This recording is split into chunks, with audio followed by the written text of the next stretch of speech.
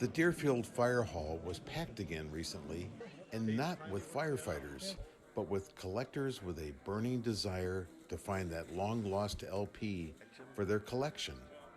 They're more collectible than any other type of music. Vinyl records are actually outselling CDs right now, according to the Recording Industry Association of America. Sounds crazy? Something can be popular. It doesn't have to be rational why it's popular. One would think that after over 100 years of development, this process of recording sound would have changed. Well, it has, but ever so slightly. This fellow, Thomas Edison, and his gang of engineers had cylinders spinning and needles bouncing in tiny grooves, reproducing songs for decades. But it wasn't until 1948 that Columbia Records set the standard for what we hear today. You put the needle on, you make the sound come out. So there's that experience, you know, and you got to get up and you got to change it to the other side.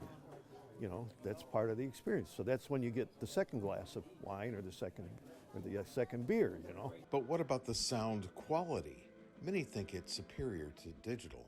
If you have a good piece of vinyl, it plays like glass. Much of the digital recording, sometimes people think it's clean, but it's too clean.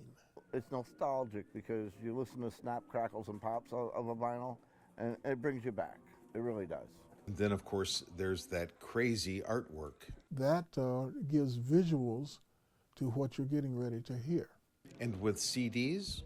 If you want to read the liner notes, you got to wear glasses and a magnifying glass. Michael also wants us to remember that the best way to listen to music is when somebody does something and it's live, and they're singing and they're dancing, and they're doing it all at the same time, and they're all doing it at some world-class level. To me, that's the most memorable, that's the most fulfilling, and I applaud the most and the longest. You're going to have to let your own ears be the judge for this one, but one thing's for sure, what goes around comes around. In Deerfield, Keith Hunt for News Channel 2.